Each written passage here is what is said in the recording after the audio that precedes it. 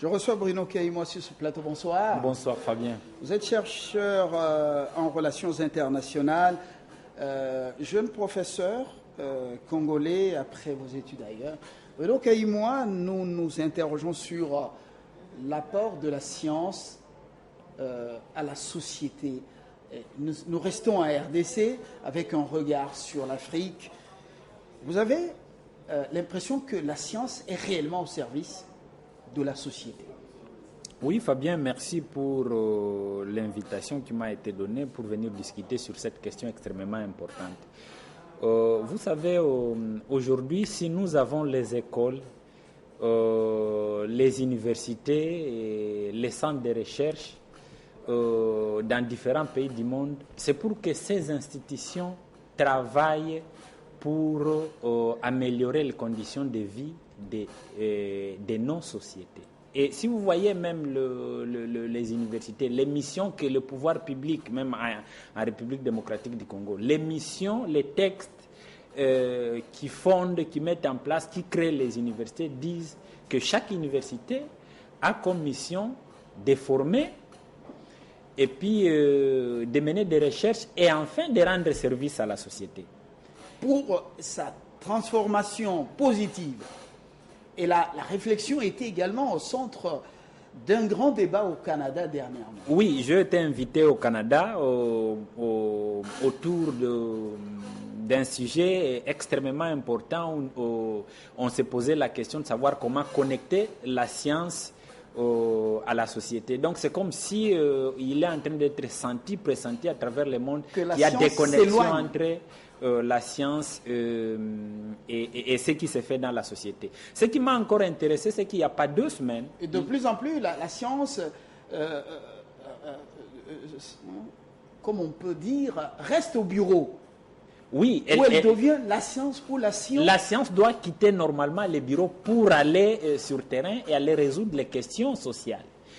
Et alors, j'ai été encore attiré par une rencontre qui a eu lieu en Espagne, à Bilbao, dans mon université. Toutes les universités jésuites dans le monde se sont réunies il y a 2 semaines pour examiner à fond la direction qu'on doit donner aux enseignements jésuites. Et ils ont insisté sur les services que les universités doivent rendre à la société.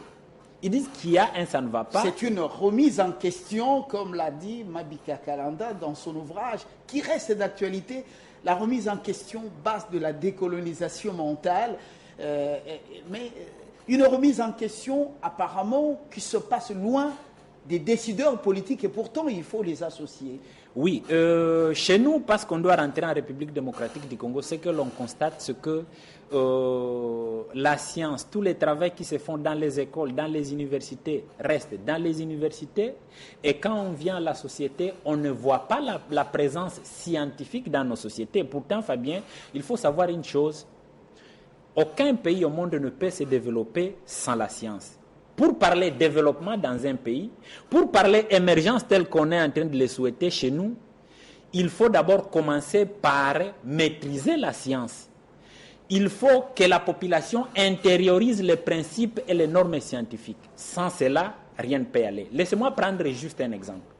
Prenons l'exemple de Télé 50.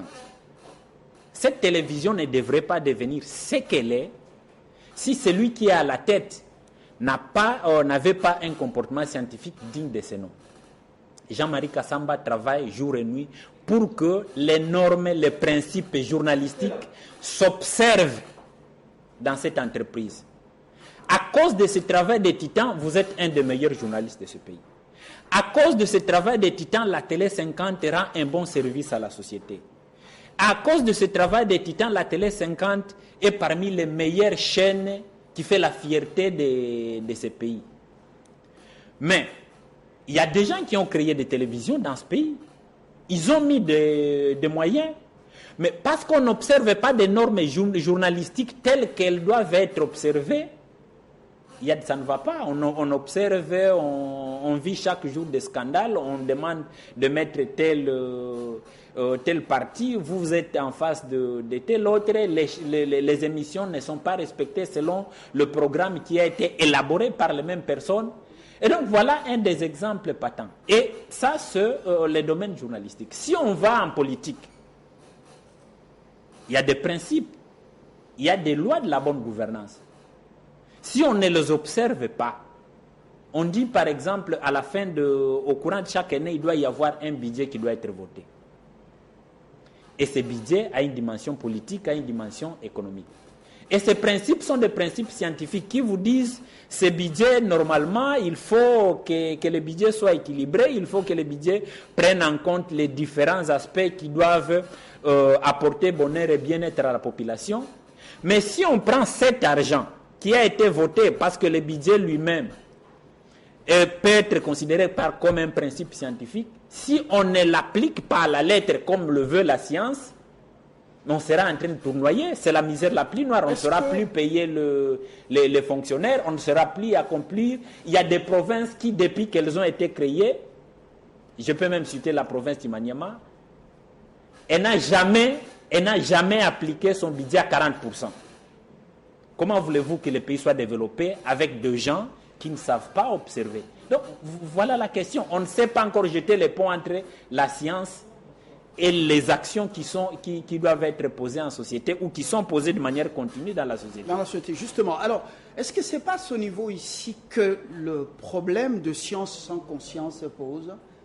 Une science sans conscience et qui devient nuisible à la société. Oui, la conscience... Ceux qui quittent les lieux dits inspirés, les hauts lieux scientifiques, dès qu'ils débarquent dans la gestion de la res publica, c'est chaotique. Est-ce que le problème n'est pas ce niveau? Oui, Fabien, moi je situerai d'abord le problème au niveau politique. Je fais le politique publique et je suis un chercheur qui est toujours intéressé à ça. Vous savez, le premier organisateur d'une société, c'est le politique. Si le politique est là, si nous avons le gouvernement congolais, si nous avons tous les autres acteurs politiques, c'est pour qu'ils travaillent enfin d'améliorer les conditions de vie de la population. Une société qui a des politiciens qui ne comprennent pas que les institutions éducatives, la science, c'est un des outils les plus importants pour améliorer les conditions de vie. C'est une société qui ne peut pas, comme j'étais en train de le dire au début, qui ne peut pas se développer. Et nous, on est encore dans cette logique-là, où nous avons des politiciens qui ne comprennent rien de principes scientifiques, qui ne sont pas prêts à les appliquer, qui sont toujours disposés à faire ce qui leur passe par la tête. Ils sont à la tête des institutions économiques, mais ils ne savent pas observer les lois et principes économiques qui, normalement, si elles sont appliquées, elles vont porter leurs fruits. J'étais en train de parler des entreprises journalistiques qui ont été créées, qui ne savent pas observer les lois et les principes journalistiques. Si on peut encore parler du sport, on peut aller même là-bas. Aujourd'hui, on ne peut pas faire les sports si on ne sait pas observer certains principes psychologiques. Il faut avoir un niveau psychologique le plus élevé pour pouvoir rentrer en compétition avec les autres. Et donc, chaque fois qu'on a une entreprise, chaque fois qu'on est en train de rendre service dans l'une ou l'autre société étatique, on doit toujours se poser la question de dire quelle est la science qui peut venir nous éclairer, qui peut venir apporter de la lumière sur les actions que nous voulons poser. Est-ce que nos politiciens se posent ces questions-là? Non. Ce qui leur intéresse, c'est pratiquement l'argent qu'ils doivent tirer à gauche, à droite, le ventre. Je ne dis pas qu'il y a du noir partout, il y a quand même quelques personnes. J'ai cité la Télé 50. Bon, ça c'est mon point de vue personnel. Si on voit une personne comme Matata Pogno avec la rigueur qu'il avait introduite, ce n'est pas sa cravate rouge. C'est pratiquement un homme qui a tenté de faire respecter les principes et les lois scientifiques. Et donc, il y a des exemples que l'on peut tirer à gauche ou à droite, dans le domaine politique, dans le domaine économique, dans le domaine scientifique, si je vais même dans le domaine alimentaire. Pourquoi nous avons le ministère de l'Agriculture? Sous dossier Fabien Lumbala, c'est le ministre de l'Agriculture qui doit définir ce qui doit entrer dans l'assiette de chaque citoyen du pays. Chez nous, je ne sais même pas si au niveau du ministère de l'Agriculture, ils savent ça. Parce que quand le ministère de l'Agriculture définit ce que doit manger, ce que doit être les plats typiques d'un citoyen de ce pays, au moins on comprend que les citoyens vont commencer à se nourrir, pas pour remplir leur ventre, mais pour regarder la bonne santé. Parce que c'est l'alimentation qui conditionne, c'est l'alimentation qui justifie la bonne santé d'une population. On ne doit pas abandonner la population manger ce qu'elle veut. On doit donner une orientation. C'est l'un des chapitres de votre ouvrage intitulé « La vie est une intelligence », le dernier chapitre de cet ouvrage, le volet alimentaire. Ce que nous mangeons détermine ce que nous devenons après, ce que nous sommes, et surtout pour les enfants que nous sommes en train d'éduquer. C'est extrêmement important. Oui, c'est important ce que je venais de dire. Et là, la science a abandonné la population, la société entre les mains des tueurs. Nous avons connu Ebola. On a festoyé, on a fait tapage, l'épidémie est finie. Mais sur le plan scientifique, quelles sont les dispositions qui sont en train d'être prises pour qu'on ne soit plus quand même humilié par ce type d'épidémies qui doivent se répéter? Notre ministère de la Santé semble être la caisse de résonance de ces institutions des Nations Unies et on ne sait pas travailler pour définir un plan et éduquer nos populations afin que nous soyons en mesure quand même de contrer les épidémies, de ne plus être victimes de ces épidémies. Et donc, je crois qu'il y a encore un sérieux problème. Il faut que le pont soit là entre la société et la science, que les scientifiques aillent en société, que les gens qui travaillent dans les sociétés s'inspirent des principes et des lois scientifiques pour que nous soyons en mesure de nous développer. Et il a été démontré que dans toute société qui veut se développer, il suffit seulement que 5% de la population ait un comportement scientifique pour que le développement soit effectif. Mais nous, la RDC, il n'y a même pas 1% de la population qui a un comportement scientifique digne de ces noms. C'est pourquoi on est en train de patauger. C'est pourquoi on est là où on est.